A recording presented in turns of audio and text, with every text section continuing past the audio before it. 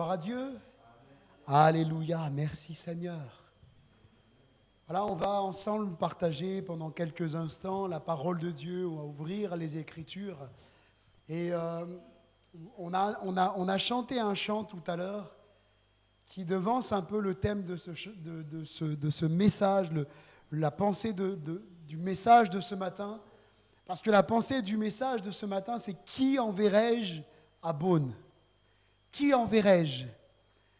On voit que l'actualité depuis ces quelques dernières années est plus que jamais alarmante.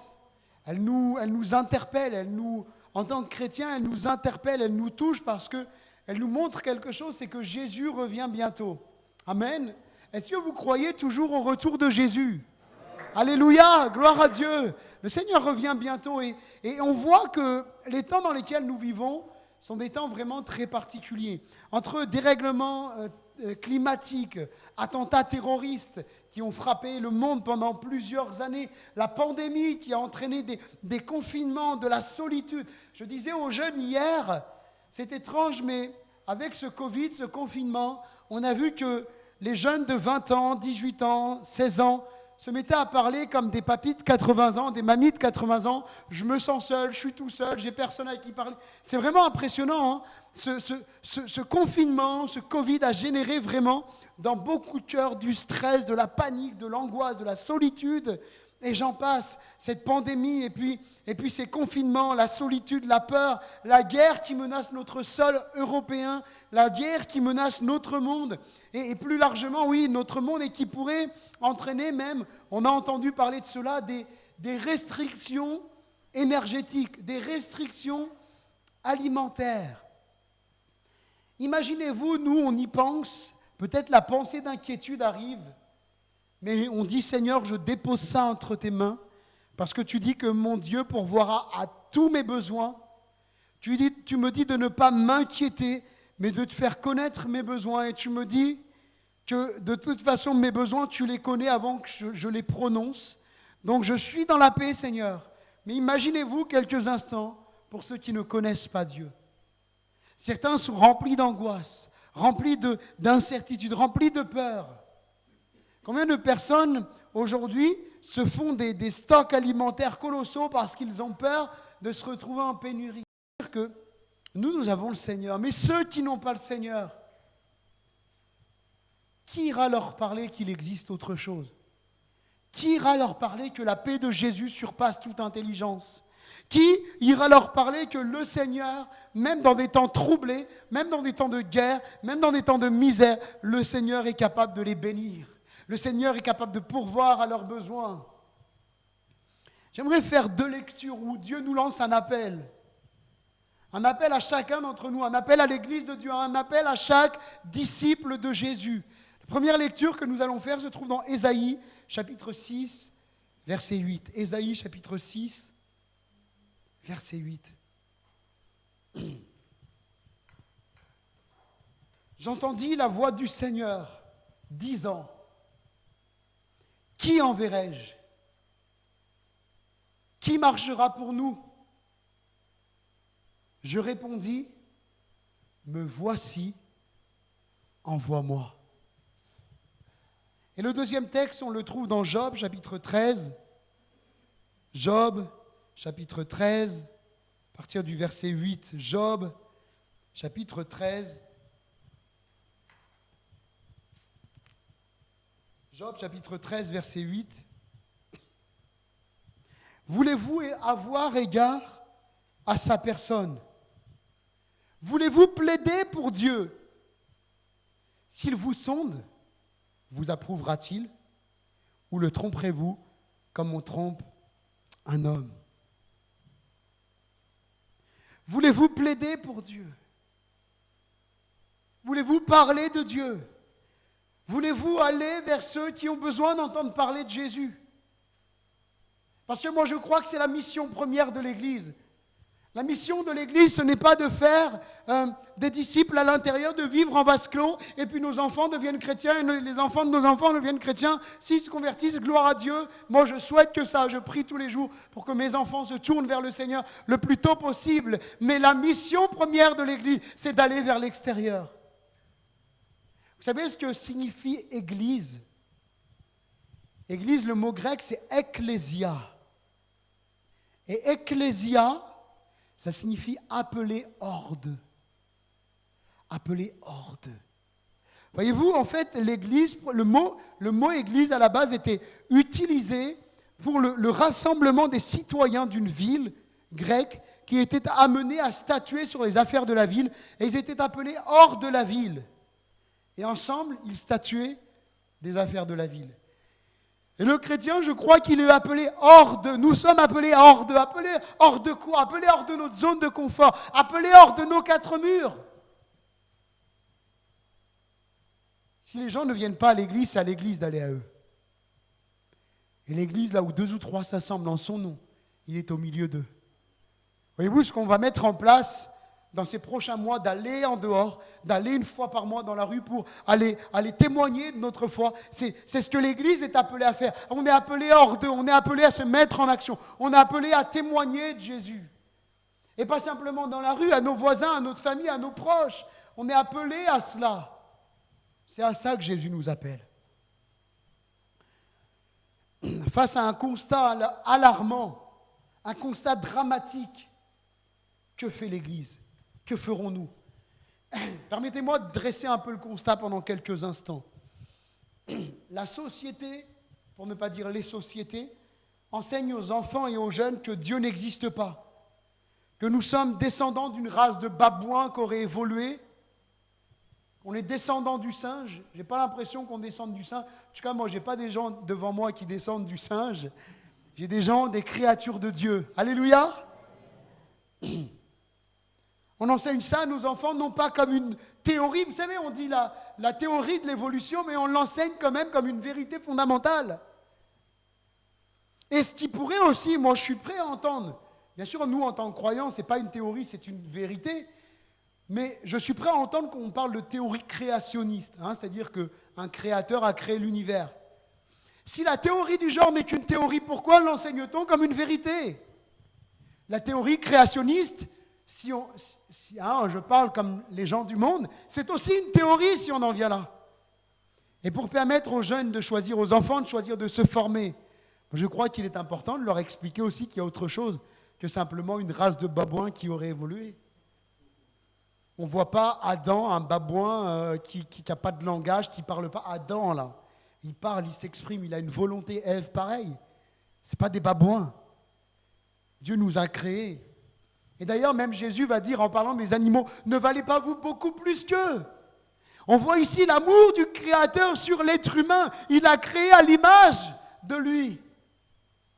Et Dieu n'est pas un babouin, excusez-moi l'expression. Dieu n'est pas un singe.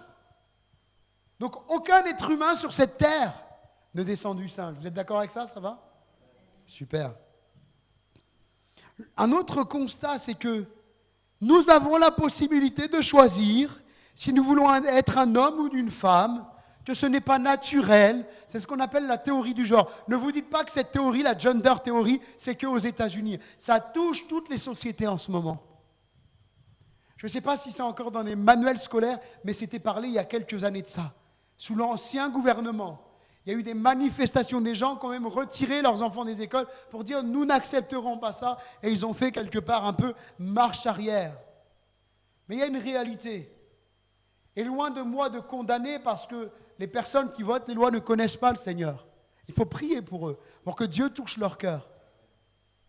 Mais ce constat, c'est pour nous pousser à témoigner de notre foi, dans la paix, dans l'amour, parce que c'est ce que le Seigneur veut finalement. Voilà ce qu'on enseigne autour de nous, ce qu'on enseigne dans notre société aux plus jeunes. Des actes que Dieu a interdits dans la parole de Dieu, dans la Bible, et qu'il qualifie comme un mal, comme un péché, sont mis en avant, on en fait la promotion, on en vote des lois, et on le prône comme quelque chose de bon. Le Seigneur n'a-t-il pas dit dans sa parole que dans les derniers temps, le mal sera appelé bien, et le bien sera appelé mal? Est-ce que depuis quelques années, des décennies même, on pourrait dire, être chrétien n'est pas devenu quelque chose de mal? Avoir foi en Christ n'est pas devenu quelque chose de mal? On a l'impression que si. Et le résultat, c'est que la France Et le premier pays, un des premiers, je crois qu'ils sont passés, ils ont été dépassés depuis quelque temps maintenant. Mais la France est l'un des premiers pays le plus consommateur d'antidépresseurs, d'anxiolytiques. Ça montre un peu le climat anxiogène. Et je crois que ça se trouve peut-être même avec tous ces confinements, elle est repassée en numéro 1. Il y a un climat anxiogène sur notre génération, sur notre pays, sur notre monde. Et ça, il ne faut pas oublier qu'on n'a pas à lutter contre la chair et le sang. On n'est pas appelé à prendre des armes et aller se battre. C'est contre les puissances des ténèbres qu'il nous faut combattre, qui siègent dans les lieux célestes, qui siègent dans les hautes sphères. Le diable cherche à tenir les gens sous une oppression, sous une anxiété, sous une dépression et sous une forme d'addiction. Et qui ira vers ces gens ?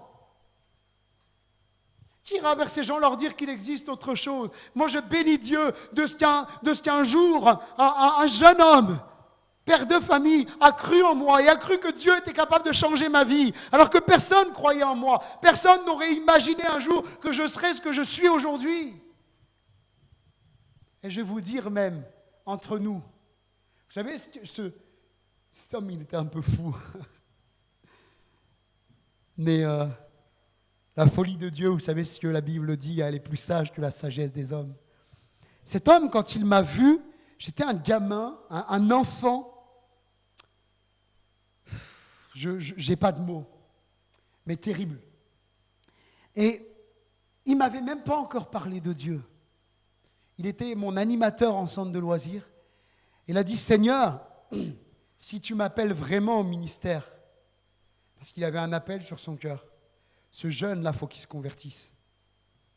Il était fou. Mais vraiment, vraiment, je crois que Dieu bénit et honore quand on témoigne.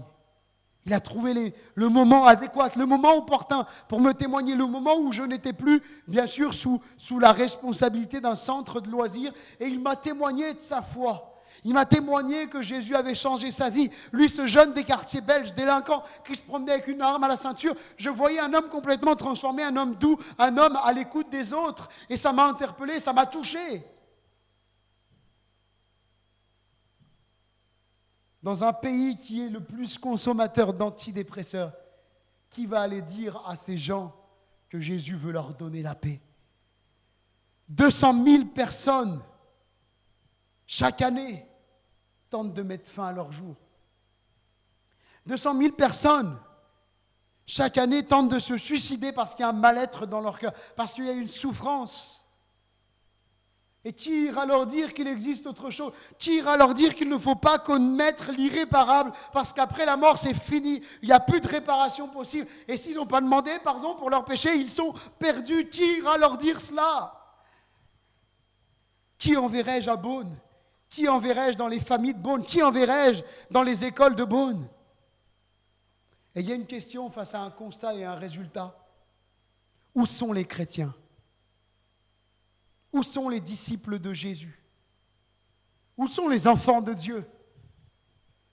Environ 460 000 évangéliques en France, d'après les chiffres du CNEF. 460 000 évangéliques sur 66 millions, me semble-t-il. Une chose comme ça, approximative, 66 millions d'habitants. 460 000 évangéliques. Et vous voulez un autre chiffre dramatique ? Une statistique a été faite. Simplement 4% des chrétiens disent témoigner régulièrement. 4%. Donc si je fais le calcul de 460 000, 4%, on est à, si mes calculs sont bons, 18 400 chrétiens qui témoignent régulièrement de leur foi en France. 18 400 chrétiens qui témoignent de Jésus. Et j'aimerais nous encourager parce que face à un constat alarmant, face à un constat dramatique, qui ne cesse de grandir. Ne pas témoigner, c'est de la non-assistance à un monde en danger. C'est de la non-assistance à un monde en danger. Et je vous parle à vous, je me parle à moi en même temps. On ne peut pas rester sans rien faire. Ce n'est pas possible. Le monde a besoin d'entendre parler de Jésus. Et c'est dans la volonté de Dieu. La Bible nous dit que la volonté de Dieu, c'est que tous les hommes soient sauvés et parviennent à la connaissance de la vérité. Dieu veut que tous entendent parler du salut en Christ. C'est une invitation qui nous concerne tous, une invitation qui nous concerne chacun d'entre nous. Qui enverrai-je à Beaune? C'est une invitation qui n'est pas simplement lancée aux pasteurs, aux anciens, à une petite élite. Chacun d'entre nous sommes appelés à témoigner, à proclamer Christ. Et c'est ce que nous verrons dans les dimanches prochains quand il y aura les annonces tout à l'heure. On va se former à ça, à pouvoir pas simplement témoigner de Jésus a changé ma vie, mais comment annoncer l'évangile dans mon témoignage. Parce que notre témoignage peut interpeller, mais notre témoignage ne sauve pas. Ce qui sauve, c'est le message de l'évangile, l'annonce de l'évangile. Et si tu témoignes et que la personne ne vient jamais à l'église, il manque un petit truc là, il manque quelque chose pour que la personne puisse se décider. C'est d'entendre parler que Christ est mort, crucifié, qu'il est ressuscité, qu'il est vivant et que si la personne ne se repent pas, elle n'est pas sauvée. Qu'elle a besoin de demander pardon pour ses péchés. C'est ça le message de l'évangile. Tout disciple reçoit cet ordre de Jésus d'être témoin. Actes chapitre 1er, verset 8. On peut afficher le texte, Actes 1er, verset 8, Actes 1, 8. On le connaît par cœur ce texte.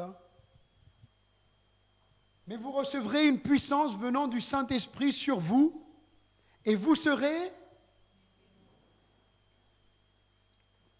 mes témoins à Jérusalem, dans toute la Judée, dans la Samarie et jusqu'aux extrémités de la terre.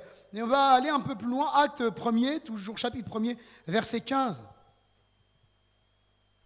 Il nous montre dans Acte 1, 15 que Pierre se trouve là au milieu des personnes et que le nombre des personnes réunies était d'environ 120, environ.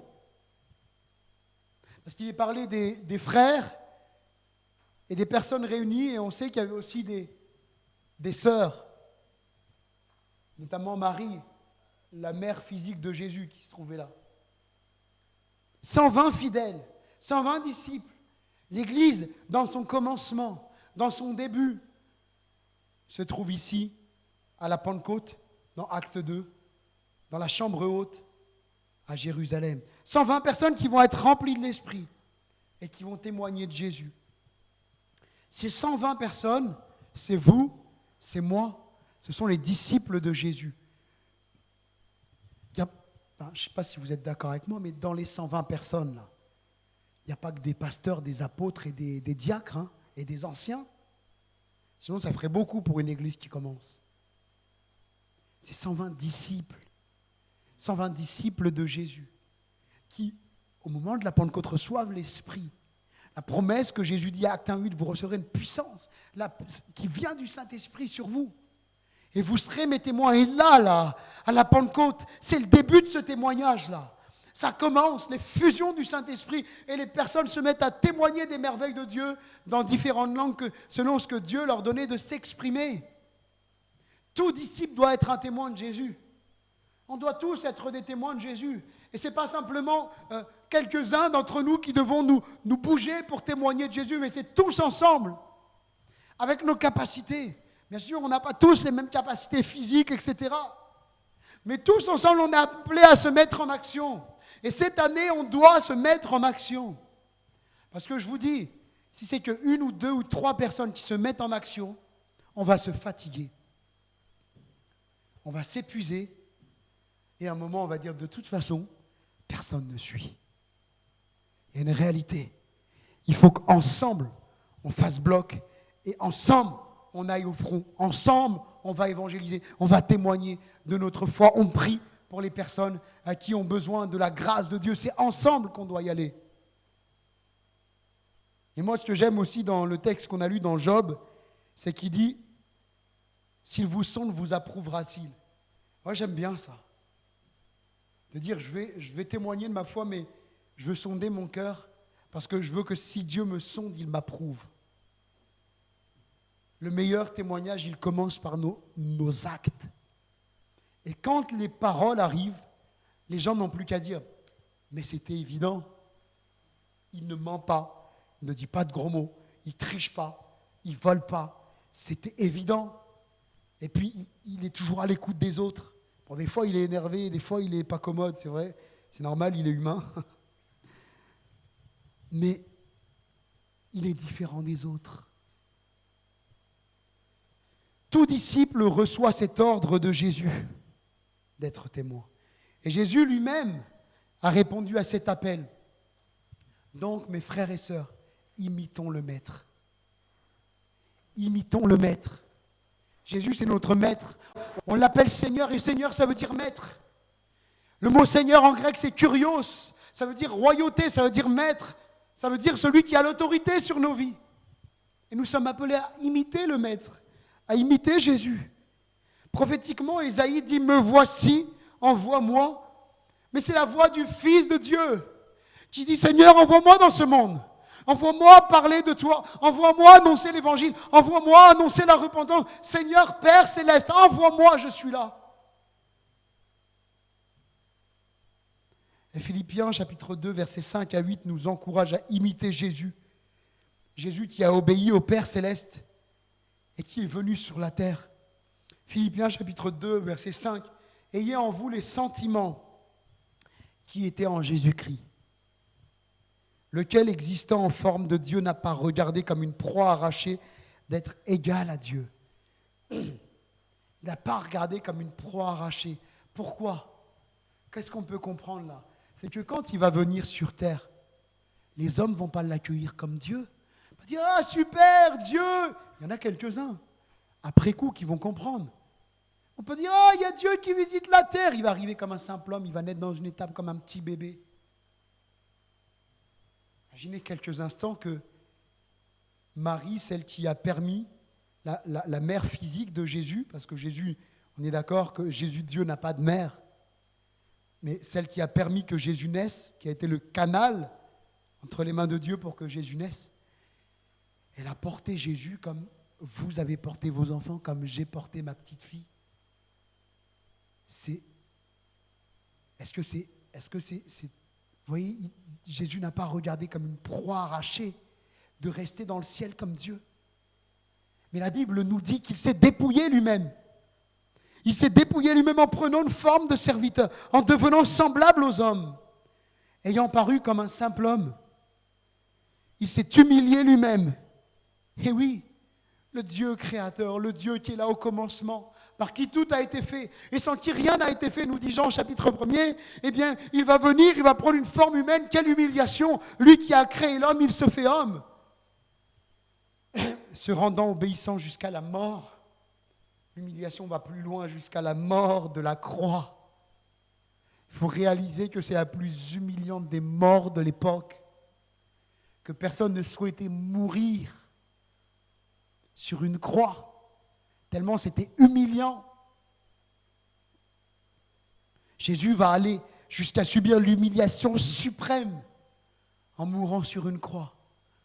C'est tellement humiliant que des religions refusent encore de dire que Jésus est mort sur la croix parce qu'ils le considèrent comme prophète et disent qu'un prophète ne peut pas subir une telle mort. Et pourtant, Jésus l'a subi par amour pour nous, par amour pour ce monde.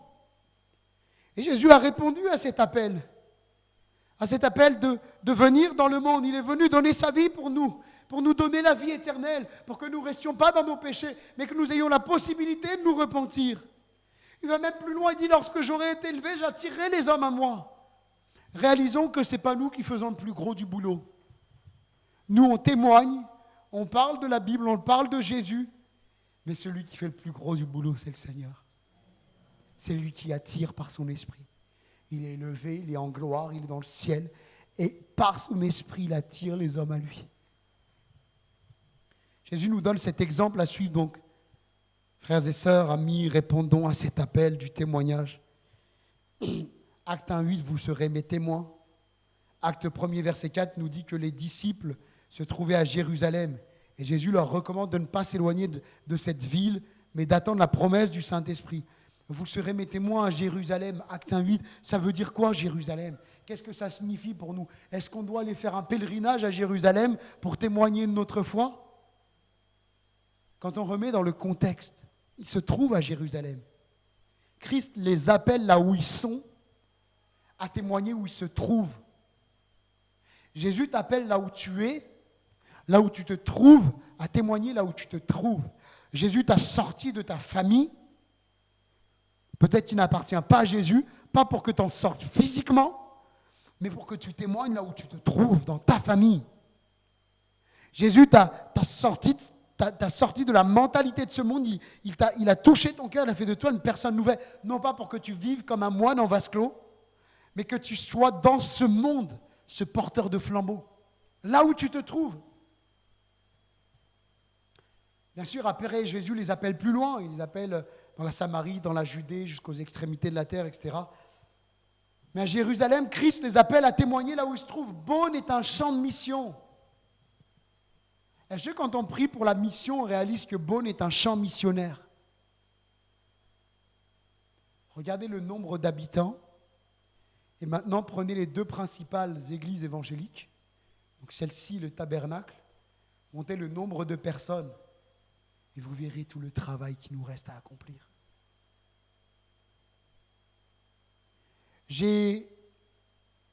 Quand je suis arrivé ici sur Beaune, j'ai m'a pris un temps d'échange avec le pasteur qui maintenant est sur Dijon, le pasteur Davidé de l'église du Tabernacle. On a échangé et il m'a un peu dressé un peu plus le contexte spirituel de la ville.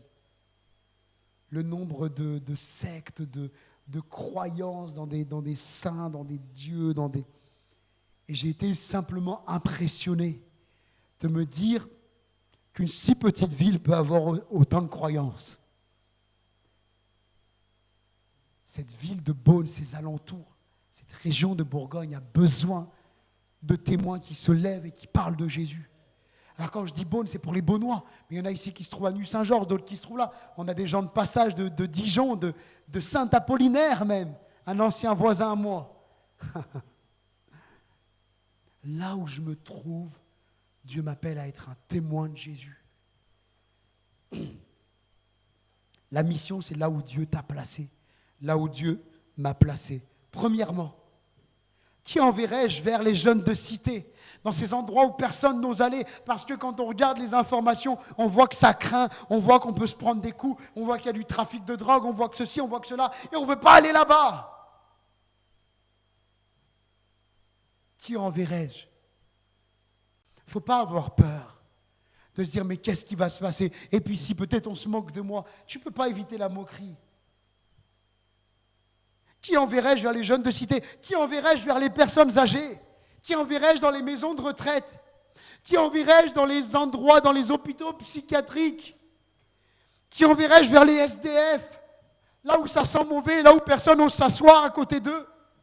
Je vous assure que des fois, juste de vous mettre accroupi face à un SDF et de lui dire « J'aimerais prendre 2 minutes pour discuter avec toi. » Vous ne commencez pas à arriver avec votre évangile et voilà, Jésus t'aime. Mais vous vous intéressez à lui. Qu'est-ce que tu as subi? Pourquoi tu en es arrivé là? J'aimerais échanger avec toi, j'aimerais te connaître un peu plus. Au-delà des odeurs, parce que certains, ça peut sentir. Eh bien, mettez-vous une épingle, j'en sais rien, mais il y a plus derrière, il y a des âmes en souffrance qui ont besoin qu'on s'intéresse à eux, qu'on leur témoigne de Jésus. C'est trop important. Qui enverrai-je vers le maire et ses adjoints? Qui enverrai-je vers les riches de la ville? Qui enverrai-je vers ces hommes qui vont acheter des bouteilles à des milliers d'euros, là, ici, là, à Beaune? Qui enverrai-je vers eux? Qui enverrai-je vers les directeurs d'école, dans les écoles, dans les collèges, dans les lycées? Qui enverrai-je vers vos voisins? Qui enverrai-je vers vos familles, vers vos amis? Qui enverrai-je? Voilà ce que Jésus nous demande. Ne laisse personne te freiner. Rien ni personne te freiner. Il y a bien des choses qui voudraient nous freiner, des peurs qui voudraient nous empêcher de témoigner de notre foi. Mais à chacun de ces points, Dieu nous encourage à persévérer dans le témoignage. Je vais vous donner certains freins. La peur du rejet, de la moquerie, du qu'en dira-t-on. Jésus nous dit, Matthieu 28, 20, je suis tous les jours avec vous. Tous les jours avec vous. Et ça, c'est après avoir envoyé les disciples, les apôtres, par tout le monde prêcher la bonne nouvelle. Luc chapitre 9, verset 26. « Car quiconque aura honte de moi et de mes paroles, le Fils de l'homme aura honte de lui quand il viendra dans sa gloire et dans celle du Père et des saints anges. » Voilà ce que Jésus dit. Si tu as peur, si tu es dans la honte, mais moi j'aurai honte de toi aussi. Quand on a quelqu'un qui nous aime, quand on a quelqu'un qui prend soin de nous, on n'a pas honte. Vous savez, un jour, un proche m'a dit, dans un échange, il me dit, tu as honte de moi. C'est pas ma famille la plus proche, mais un proche. Je lui dis, comment je pourrais avoir honte de toi avec tout ce que tu as fait pour moi? On ne peut pas avoir honte de quelqu'un qui nous aime et qui prend soin de nous. Et Jésus dit de ne pas vivre dans la honte, dans la peur du rejet. Moi, c'est simple, de toute façon, je n'avais pas peur qu'on se moque de moi. Parce que quand je n'étais pas chrétien, on se moquait de moi. J'étais le cancre à l'école, je faisais n'importe quoi. Donc on se moquait déjà de moi coûte que coûte, ça ne changerait pas grand-chose. La honte, je me suis toujours dit, de toute façon, le ridicule ne tue pas, en tant qu'inconverti. Alors ce n'était pas en devenant chrétien que j'allais avoir peur du ridicule. La timidité, peut-être certains sont timides et se bloquent. Il y a un frein qui te bloque, c'est la timidité. 2 Timothée chapitre 1er verset 7, Dieu nous dit, ce n'est pas un esprit de timidité que Dieu vous a donné, nous a donné, mais un esprit, l'esprit de Dieu qui vit en toi, qui vit en moi, qui boue en toi. Un esprit de force, d'amour et de sagesse. Tu vois, plus nous laisserons l'esprit de Dieu nous remplir, et plus il nous donnera du zèle, il enlèvera notre timidité pour témoigner, si c'est le désir qui est brûlant dans nos cœurs de témoigner. Même la timidité ne pourra pas nous arrêter. J'aimerais vous donner un petit mot de témoignage, qui n'est pas de moi. Je faisais des missions d'évangélisation quand j'étais en Normandie, et j'ai rencontré ce défunt pasteur qui s'occupait, en fin de compte, on était pendant une semaine, on était dans un gîte, et puis il y a des pasteurs qui nous donnaient des enseignements sur le témoignage, l'évangélisation, etc.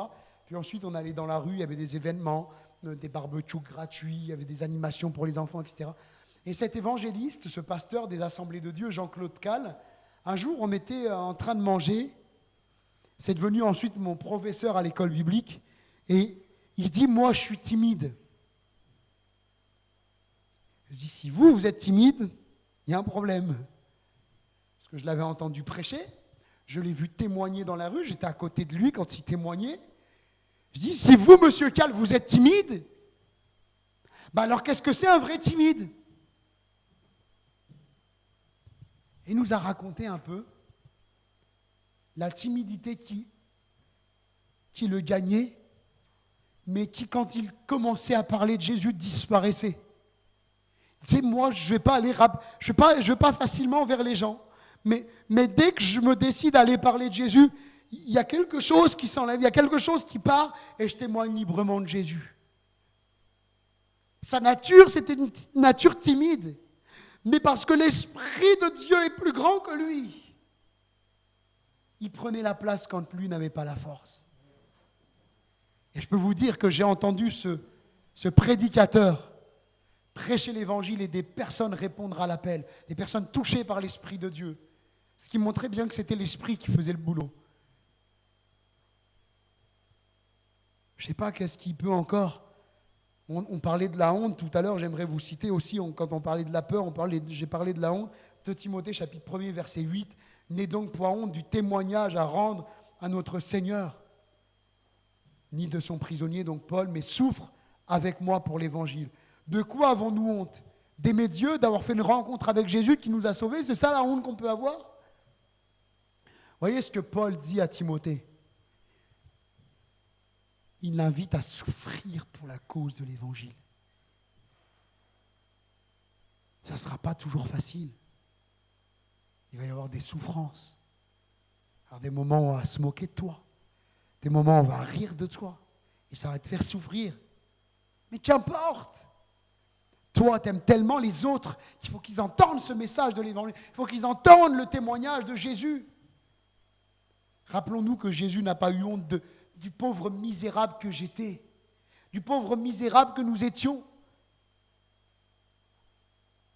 Mais il nous a aimés jusqu'à prendre notre condamnation de pécheur sur la croix lui qui n'avait rien fait de mal, la Bible dit qu'il s'est fait pécher sur la croix.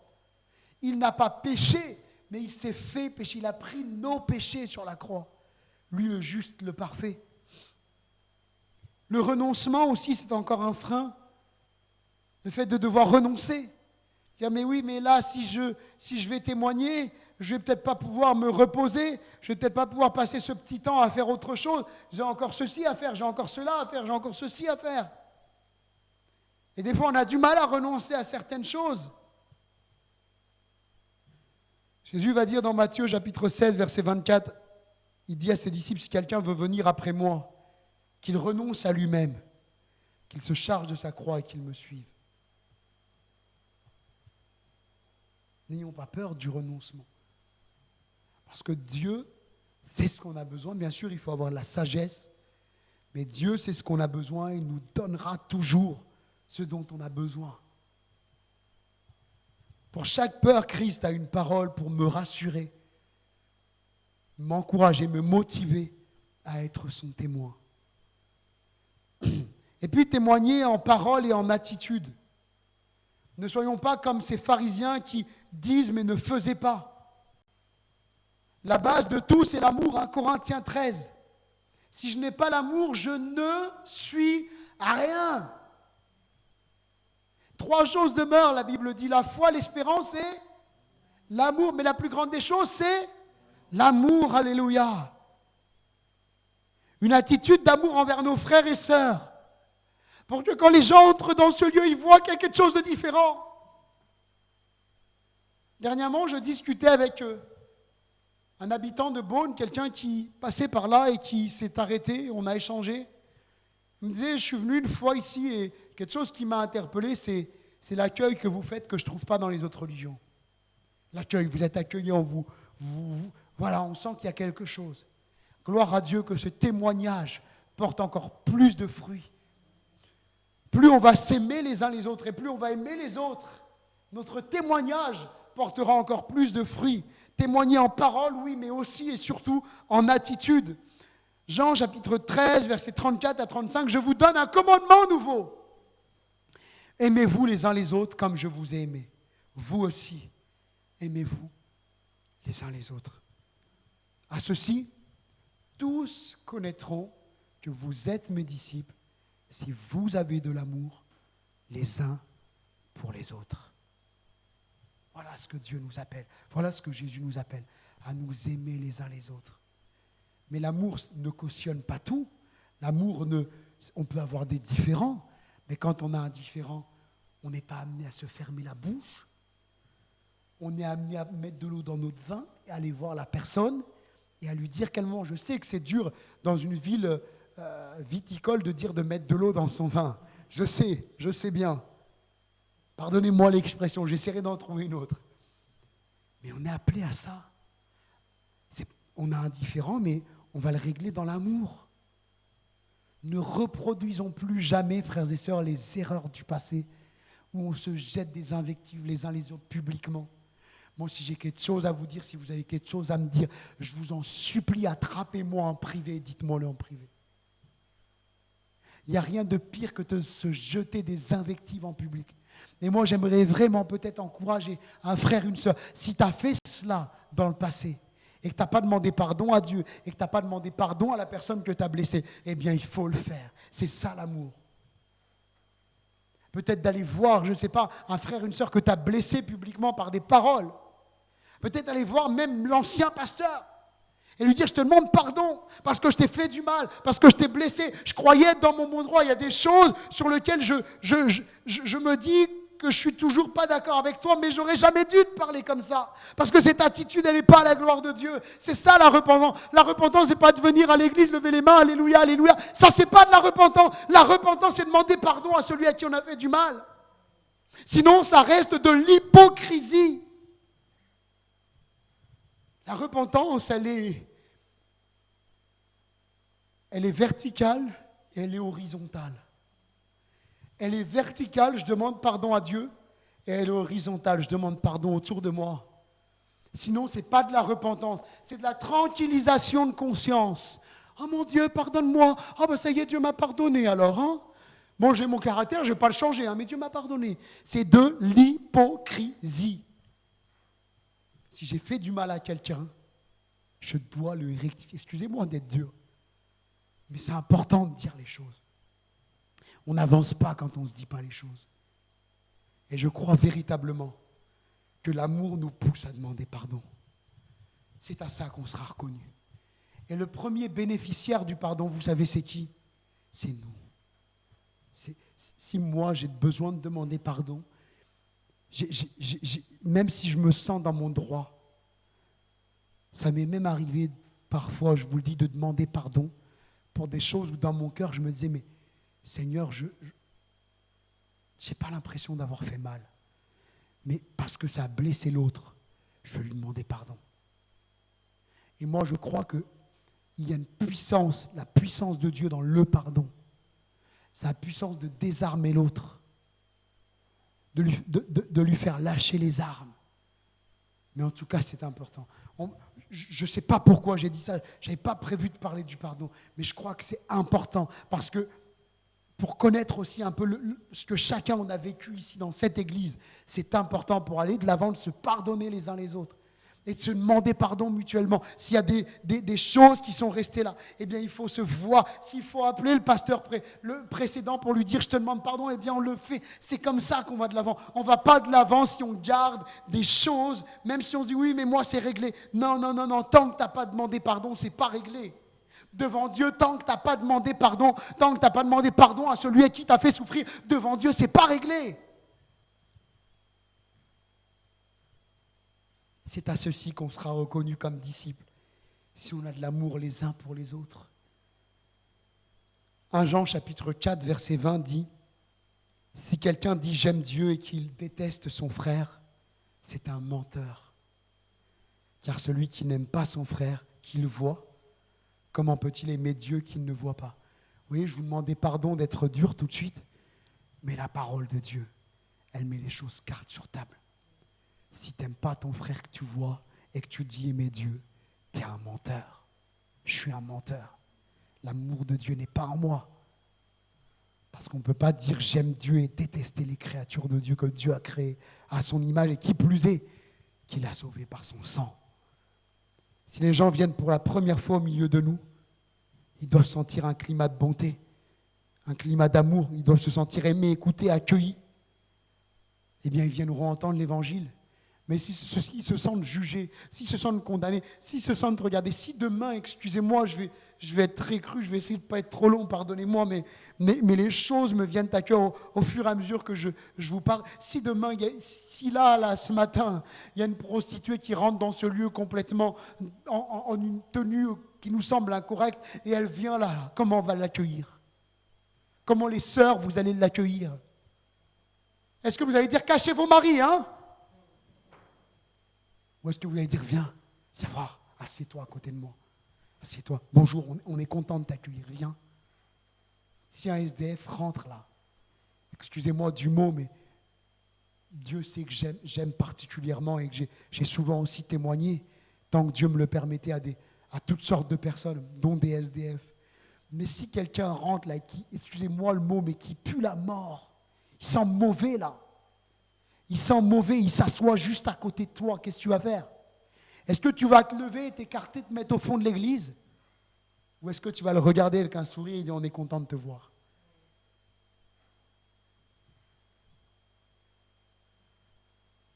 On sera reconnu à l'amour qu'on a les uns pour les autres. Il faut que les gens, au-delà de témoigner, de parler avec notre bouche, ils aient confiance en nous. Et la confiance, ça se gagne. Et puis, le cinquième point de ce message, c'est la nécessité d'être baptisé dans le Saint-Esprit. Notre témoignage prendra une dimension encore plus importante, plus forte, si nous sommes baptisés dans le Saint-Esprit, notamment par l'exercice des dons spirituels. Peut-être que tu ne le sais pas, mais tu vas parler à quelqu'un de Jésus et bam, une parole de connaissance. Tac, la personne allait toucher. Mais comment tu sais ça, toi? Ben, je ne sais pas, c'est venu comme ça, j'ai eu à cœur de te le dire. Mais tu vois ce que tu es en train de dire là, c'est ce que j'étais en train de dire à ma mère hier dans notre maison. Comment tu as pu l'entendre? Je crois que quand on est baptisé dans le Saint-Esprit, il y a cette puissance qui vient du Saint-Esprit, qui nous rend puissants dans le témoignage. Vous recevrez une puissance, le Saint-Esprit survenant sur vous, la puissance du Saint-Esprit qui vient sur vous, pas pour que vous simplement donniez des dons spirituels à l'Église, mais vous serez mes témoins. Vous serez mes témoins. C'est le désir de Dieu. Christ a interdit aux apôtres de s'éloigner de Jérusalem tant qu'ils n'auraient pas été baptisés dans le Saint-Esprit. Et en Acte 2, Dieu nous dit que le baptême du Saint-Esprit est pour tous les disciples de Jésus. Les disciples de Jésus, Pierre va dire, cette promesse, elle est pour vous et pour vos enfants qui sont au loin comme au près, en aussi grand nombre que notre Dieu, le Seigneur notre Dieu les appellera. La promesse du baptême dans le Saint-Esprit, mon frère, ma sœur, c'est pour toi. Alors peut-être que tu ne l'as pas encore reçu et que tu es en train de désespérer. Moi, je t'encourage de tout mon cœur à continuer de rechercher et à demander à Dieu. Et Dieu va te le donner. Moi, je me souviens quand j'ai reçu le baptême du Saint-Esprit, ça a été des semaines et des semaines et des semaines et des semaines de prière et de recherche. Ne désespère pas, la promesse, elle est pour toi. Et il y a vraiment cette puissance dans le témoignage. Hébreux 2,4, Dieu appuyant leur témoignage par des signes, des prodiges et divers miracles et par les dons du Saint-Esprit distribués selon sa volonté. Vous voyez, c'est ce que je vous disais et c'est ce que la parole de Dieu dit. Dieu appuie notre témoignage par des signes, des prodiges et divers miracles. Oui, l'Esprit agit quand on parle de lui. Quand on parle de Jésus, l'Esprit de Dieu, l'Esprit de Christ agit. L'Esprit de Jésus-Christ agit quand on parle de lui, quand on témoigne de lui, quand on proclame son nom. Et je conclus, qui se lèvera pour répondre à l'appel de Dieu? Qui enverrai-je à Beaune? Qui enverrai-je? Et tu mets le nom de la ville où tu te trouves, le nom de l'église où tu te trouves. Qui enverrai-je à Beaune? On n'est pas tous appelés au ministère de la prédication. On n'est pas tous appelés à être pasteurs, mais on est tous appelés à être des témoins vivants de la croix, par nos comportements, par nos paroles, des témoins de la résurrection de Christ. Répondras-tu à l'appel comme Christ l'a fait pour toi? Cet appel, il retentit encore aujourd'hui pour chacune de nos vies. Dieu nous dit, qui enverrai-je?